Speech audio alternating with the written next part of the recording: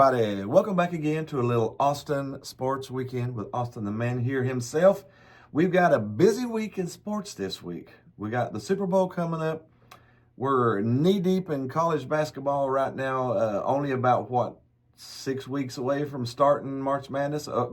Probably a month away from starting March, a month to 6 weeks away from starting March Madness. It is a busy time right here. But before we get started, we are on location again for the second week in a row. We are at Autographs Plus, so thanks for sponsoring us. Come by and check them out. They got some cool stuff. We're sitting in front of the baseball stuff right now. But let's get started. Let's jump on the Super Bowl first, since it is just a few days away. And barely anyone outside of Philadelphia and Kansas City really. There's not as much excitement in this one because it's the exact same matchup we had 2 years ago.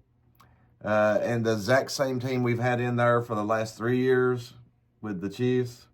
And fatigue sets in. So three years in a row, the Chiefs. 2 out of the last 3 years is the Eagles, and people are going, what's next? But it still should be a good Super Bowl. You've got a lot of things on the line. Like, how many times has one team won 3 state Super Bowls? No. Never. So, will the Chiefs win their 3rd straight Super Bowl? And cause the internet to throw away. Now, here is one thing that I wanted to talk about here. The referee controversy has bubbled up in recent weeks. Yeah, we had a ref to get fired for, I don't know if he was betting on stuff or what he was doing. But, yeah, that really made it pop up. Is there favoritism in the refs toward the Chiefs? And, of course, they called it preposterous to even think about that. So, do you think there's actual credibility behind that the NFL could possibly conspire for the Chiefs? I don't think they as much conspire for the Chiefs as much as the reffing situation right now is a complete and utter disaster. It's a dumpster fire. I don't know why Roger doesn't. No. Why he doesn't fix it. He needs to fix it, or else it'll be too big for him to fix. I think there's so many horrible calls, especially with roughing the passer is the worst one.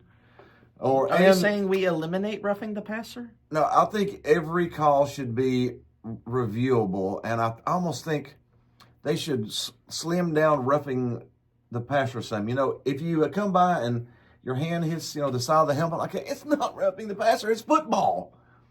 I don't care if there's an invert and something, it's football. We need to get back to football a little bit. And I know that the concussions are down 10% or whatever. But Roger does one thing. He isn't letting them play in practice. Yeah. How many concussions have the quarterbacks got?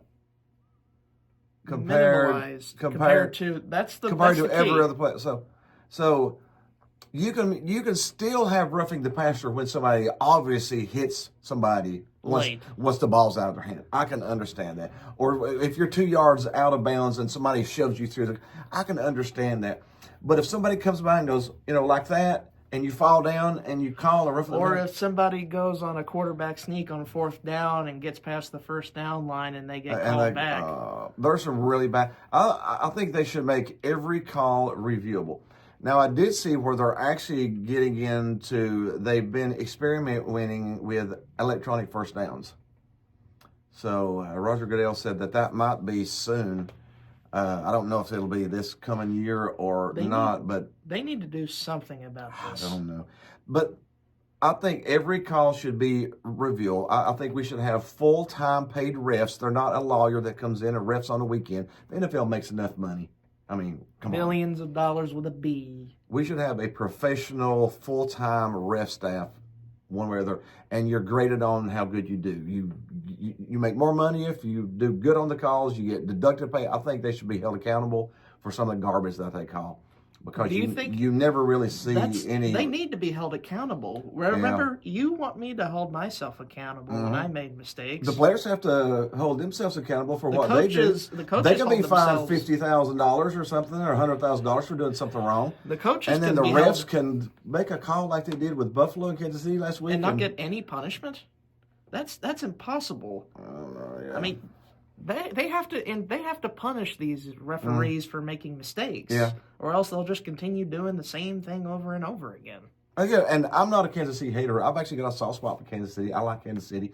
I love Trey Smith. He's an offensive lineman on the Chiefs, and I respect Patrick Mahomes. He's one of the best that's ever played the game. I think, but Kelsey's a little suspect. I think the ref part takes away from the quality of the team, because there's that in the back of a lot of people's minds saying they're actually getting favoritism.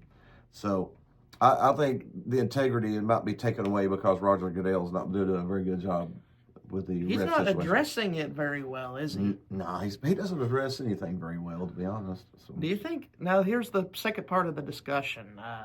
Do you think the NFL needs a new leader up top? It wouldn't break my heart if there was some fresh blood come in that was actually a little more football minded. Somebody that maybe even, I don't know, maybe played NFL football that really knows what's going on out there. I know that's weird having somebody over the NFL that actually played in the NFL, but I would nominate Jimmy Johnson. I don't know. Jimmy Johnson would probably make a pretty good one.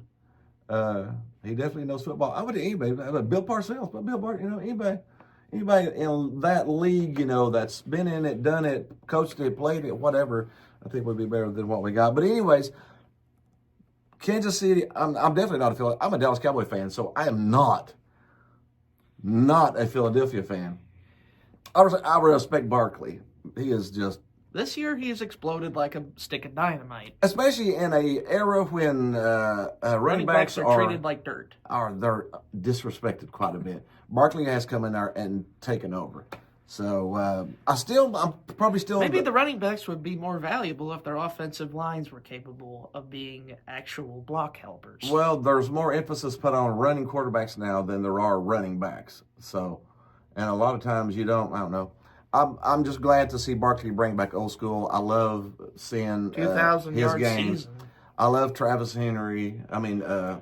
Derrick Henry. Of course, I love Travis Henry too. He's an old Tennessee player. Got him on my mind. Love Derrick Henry. Love Barkley. I like the old school running game.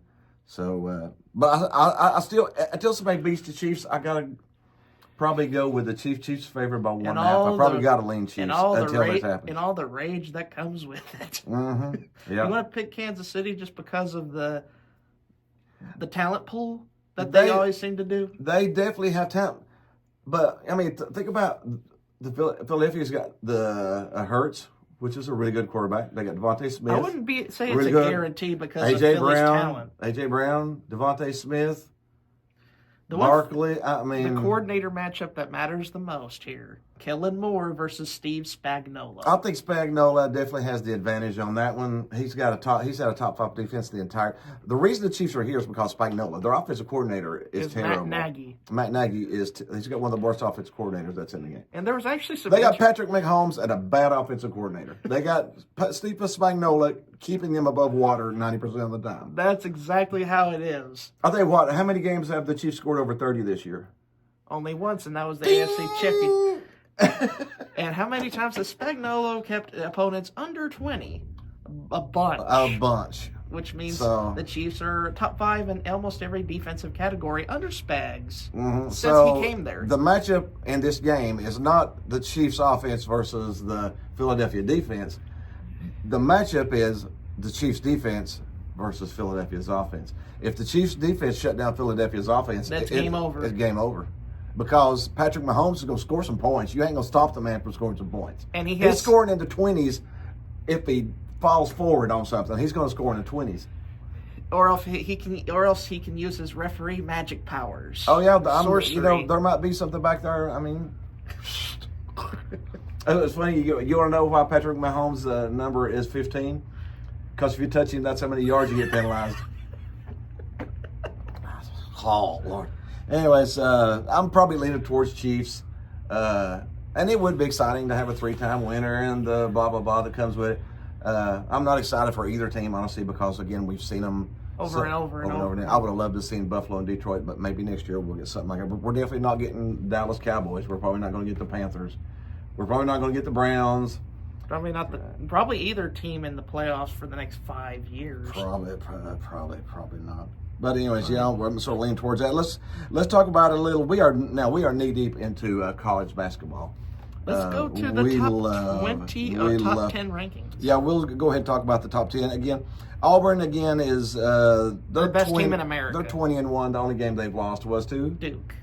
So they're the best team in America, arguably. Hands down. They're 62 voters. They got 62 votes. There's not even a question on it. And I think I trust Bruce Pearl to keep it that way. Yeah, I definitely. I think they're undefeated in the SEC this year. That's saying something since 13 of the teams are going to go to the playoffs. They're undefeated, but they got a pretty daunting month coming ahead. They do. They've got Florida coming up. Who's number 6? They got Alabama at number 3. They got 25. Number 25 Ole Miss got number 14 Kentucky. So 4 out of their next 6 teams are in the top 25. So they're hitting a gauntlet period right here. So we'll sort of see if they go. Honestly, if they go through those 4 and only lose 1, you're doing good. The SEC is such a brutal league this year. But Auburn definitely deserves to be number 1. And the only team ranked out of the ACC in the top 25 is number 2, Duke. Again, Duke. They've only got 1 game left in their entire schedule. That's against a ranked team, and it's against a wavering Illinois team. And I told you before, has struggled lately. Yeah, Illinois struggled lately. Duke, I don't see Duke losing another game unless they get bored. If they get bored and then half the team doesn't show up one night, then maybe they'll have a tough game. Then maybe it'll be close if they get bored one night. But they're driving through Cream Puff Village in the ACC this year. There's nobody in the ACC. Well, I take it back. Louisville has been pretty good. Honestly, as far as skills wise, Louisville's probably been the second best team. 17-6. Yeah. Pat Kelsey, their first year head coach. Last year they sucked. And the year before they were horrid. The year before. And this year they're 17-6. So I think they've got a good coach. I do. Do you think he's coach of the year in college hoops this year for bringing a? He's had the biggest turnaround, but there's been some other big turnarounds too in the league. But he's definitely the best in the SEC. I mean in the ACC. We got Alabama is number 3. They went from number 4 last week to number 3 this week. And they're a run and gun team, like we've said. 4 out of their next 6, they got to play Auburn, number 15 Missouri, number 14 Kentucky, number 22 Mississippi State. So 4 out of their next 6 games are brutal also. So we'll find out again just exactly how good Alabama is. Alabama's definitely not as good as Auburn. I think Auburn is head and shoulders above everybody else in the SEC right now. Unless they outscore them. Which there's a possibility they might outscore them. Auburn does go to Alabama. That's the advantage. Can be a trap. That can definitely be. Alabama's going to put up 90 points. Rivalry game, too. You think that game might be intense and watched by a bunch of people? Yeah, so Auburn might have a problem with that one, but then Alabama goes to Missouri. At Missouri's tough. Missouri is a good team. We saw them play live. They're pretty darn good. They move the ball a lot. They're scrappy. They jump in your face. They shoot a good percentage of 3-pointers. They shoot a good percentage of free throws. They're a well-rounded team all the way around. Honestly, I'm not a Missouri fan, but they pushed us to the brink at home, even though we scrapped by. And speaking of scrapping by, let's go to Tennessee, number 4. Tennessee jumps up from number 8 to number 4 after Shiallywacking Florida. That was the most shocking result of the week. Tennessee had Ziegler out. They had Igor out. Their 2 best scoring options. Their 2 best scoring options. Their best point guard. And beat Florida by 20. They also helped that Florida shot horribly in that game. Our defense, Meshack, I'm going to give that win to Meshack. He shut down whoever he was on. He got in every passing lane. He knocked up one of the best. My favorite play of the entire year is the pass that he juked the guy into making, jumped back into the passing lane, caught it, falling out of bounds, threw it back over to Phillips, back up to Phillips for a second. That's my favorite play of the year of any game that I've seen. It's just hustle and hustle and hustle. Let's get your brownie points. Oh my goodness, that was so good. I would go and watch Tennessee play again. I tell you, just to watch Meshack. He's incredible. I love the way he plays. But then we did fight with a very scrappy Missouri team. Like Missouri, oh my goodness, that Missouri team was. They are going to go good. Deep in March if they get in the right bracket. Mm-hmm. Now Tennessee's got some tough ones coming up too. They're at Oklahoma and at Kentucky. Rivalry. And then they got Vandy, and then they're at A&M, at LSU. So 4 of the next 5 games Tennessee got is on the road. And 2 back-to-back rivalry games. Yeah. Mm-hmm. Yep. So Tennessee has went through their harder schedule, though. They just got through it. They went through the number 1s, the number 5s, the number 8s, the number 14s. They just got through that round. But they've still got number 14 and number 10 coming up out of their next four games. So, and Oklahoma and Vanderbilt aren't scrubby either. No, especially when you're at Oklahoma and you're at LSU. LSU's not very good, but you're still at LSU. There's only 2 teams in the whole conference that aren't very good, and luckily LSU is one of them for us at the end of the month. Yeah. Now let's talk about the Cougars. Houston jumps up 1 spot into the number 5. They're 17-4, and their coach is just good. He's you good. Like Kelvin Sampson? He's got like a brand new team this year, and he's in the top 5. In the Big 12. Yeah, which is a tough conference. Probably the Big 12 is a pretty good conference again this year, They've been a pretty good conference for each of the last 4 years. For a long time. Well, when you've got Kansas and Houston and Texas. That swallowed bids up in a second. Mm-hmm. But Houston's got the number 1 defense in America, although they did lose to a very scrappy Texas Tech team the other day. Yeah, Tennessee's got the number 2 defense, and Houston's got the number 1, don't they? In terms of metrics. Yeah. Mm-hmm. Jumping into number 6 is Florida. They only drop once. They lose to Tennessee, but they only drop 1 spot. And then they do take care of Vandy, though. Mm-hmm. But the biggest, Vandy was scrappy, but they took care of him at the end. The biggest issue for Florida, the health of their point guard, Walter Clayton. After that Tennessee game, he turned his ankle twice. He got injured and he come back out and played again, and he got injured again, and then they were down 20 points at that time, so he went and sat down. So now that's a problem that they need to focus on, getting him ready. Hopefully it's not too bad. Hopefully he'll be able to get back out and play again, because they're a fun team to watch. They're a high-scoring... Offensive rebounding, number 1 in America. Mm-hmm. That's still their calling card. Yeah. We got Purdue at number 7. They jumped up from 10th to 7th.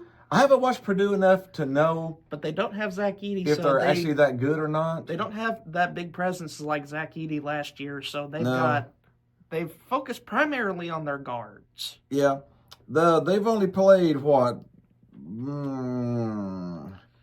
They've only played 2 ranked games in the month of January, but it'll change. This year they've only played 2, and it'll change this month. Yeah, they're going to play number 24, number 21, and number 9 out of the next year. So again, we'll find out again how good is Purdue. We don't know for sure. They're definitely a good team. They got a good coach. Matt Painter has a good offensive mind. He has a very good offensive mind. So we'll definitely find out with him. Iowa State. They're falling apart. Falling apart a little bit. They lost their scorer. They dropped 5 spots. They're the biggest dropper in the top 10. They're in the midst of a 3-game losing streak with their loss to Kansas this week. So things aren't looking too good. They need to pull themselves. They lost their score. And you know how long he's out? I think for a long time. So they'll have to adapt. So they're going to have to adapt. And right now they're not doing a very good about that. So if something don't happen, they might not even be in the top 10 next week. Number 9, bringing up Sparty. Tom Izzo's Spartans. There is only one negative I'd like to point out. They've lost each of their last 2. Yeah, still though, they're 18-3. They were 18-1. So 18-3, as long as they can pull it back together. But again, they got some tough games coming up. They got Purdue. We'll find out between those 2 games. I mean, between those 2 teams, who's the best. But you know me, I love me some Izzo. And when it comes tournament time, there's few coaches you could bet on more than Izzo. Yeah. And rounding out the top 10, we have another SEC team jumping. The debut of Texas A&M on jumped this list. Up 3 spots into number 10, Texas A&M. And of course, Tennessee has to go there and play them soon. The Aggies rely on their star guard, Wade Taylor IV. Yep. That's their star guy. And again, I haven't watched them enough. I'm going to have to watch them some since Tennessee's coming up here soon, but I haven't watched them a whole lot lately. All right, let's go ahead and jump into a little bit of the breaking news.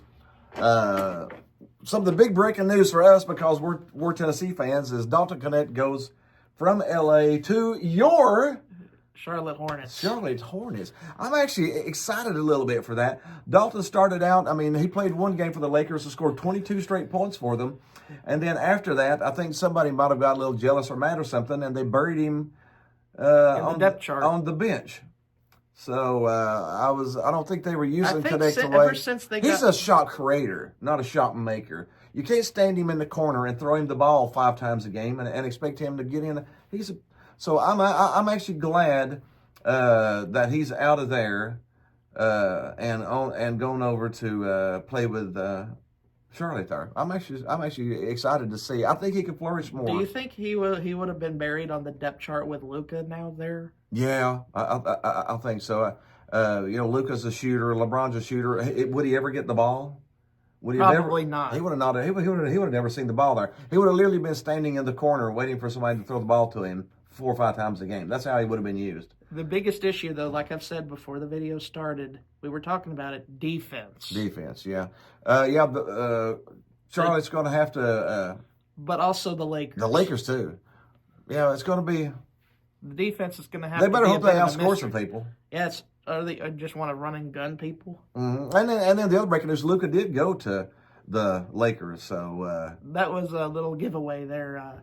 The Mavericks were over Luka, and they let him go for basically an old cheese sandwich. It wasn't even a new cheese sandwich. Anthony Davis. Anthony Davis is a great player, but he's injured a lot, and he's 32 and Kyrie is 31. Old. So you got a 32-year-old and a 31-year-old as your... And this is the team that went to the finals last year. We can't forget, Luka and Kyrie were in the finals last year. And then they break up the team the next year. That GM has to be seriously questioned, in my opinion. I think that him and Luka were beefing a little bit, and he didn't even put him out on the market. He just called the Lakers up and said, "Hey, can I have AD if I give you Luka?" And the Lakers went, "Yes." So it's going to be interesting to watch. It's going to be interesting to watch. A little Tennessee highlights. Zakai Ziegler. He is our Tennessee boy. Top 10 in SEC all-time in career assists. With a lot of games left. He is top 10 now, career assists in the history of the SEC. And Igor had statistically rounded out the best game this century. If you round out the statistics, he's the first person to have 20-plus points, 10-plus rebounds, 5-plus assists, 4-plus blocks, 2-plus steals, and shot 75, 50, 75 from the field goal. Ridiculous. Yeah, he shot 75% from field goal, 50% from three-point, and 75% from the shooting. Free throws. Nobody has had those numbers in the past 25 years in a game. That's kind of bonkers, though, the way he shot the ball the other day. They have been underusing him this entire year. The first 3 or 4 games we saw him, we were like, dang, bang, three-pointer, bang, three-pointer. Whoo, he went to the hole. Who went to the hole? And then for like a 5 or 6 game stretch, they didn't use him. They didn't even use him. I was like, well, where's Igor? What did he do with him? Last night, he was back. Ask the coaching staff that question. Maybe they need to just say, hey, maybe we should use that little play over and over and over until they stop it. Yeah, Tennessee beat a very good Missouri team. And Tennessee shot 50% from the field, 67% from 3 points, which is insanity. You're going to win a lot of games shooting 2 of 3 from the 3 on average. Yes. We only shot 5 3-pointers in the first half, which boggled my mind. We were 4 or 5. I guess it's better to be 4 or 5 than 4 or 15. But in the second half, we shot 10 more and ended up 6 of 10 in the second half. So it ended up being 10 of 15 for 67%. That was a little nuts. And just talking about a little bit about Tennessee, we always brag on a little bit of Tennessee. And honestly, we think Tennessee is the best college in the country, especially sports-wise. We are number 4 in men's basketball. Number 4 in the preseason poll in baseball. In baseball. Number 6 in the preseason in softball. In softball. We finished the year number 9 in the AP football. Football. And right now we're number 19 in women's basketball. So all of our 5 majors are in the top 20 right now, which is crazy. Do you think Tennessee has enough budget now with all this NIL money to start more sports like soccer or lacrosse? I think we've got a pretty good soccer team right now. We've got a great golf team. We've got great gymnastics. We've broken our gymnastics and track and field has broke some records. I mean, heck, do you want us to even start a hockey team now? The Tennessee hockey Vols. The hockey Vols. That's possible. I don't know. That might be. We'd fun. be the only team in our conference to host hockey. Probably, yeah. Okay, is there anything else you got? Nothing. There are not any big coaching moves that's happened. Or not any real lately. coaching too. Outside of one thing, I've heard a rumor that Russell Wilson might get released from Pittsburgh, and they might focus full time on Justin Fields. If you want to go with the young guy, that might not be a bad thing. The offensive coordinator for the Raiders is Chip Kelly.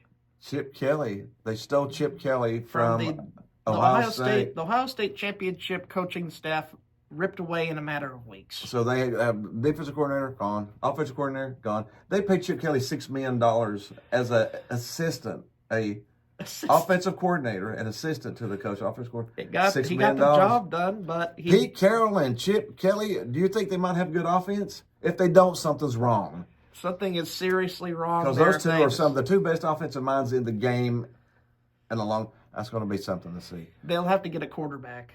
But think about that division again. My goodness, I would not want to play in that division. I mean, it's going to be a brutal fight every single game. But that's about it for us this week. We hope you had a little fun with us. We love it. Be sure to share us with your friends. Leave a little comment. Hit the Groovy Baby button. It might be over there somewhere. Thanks again for Autographs Plus back here with us. And check us out again. See you next week.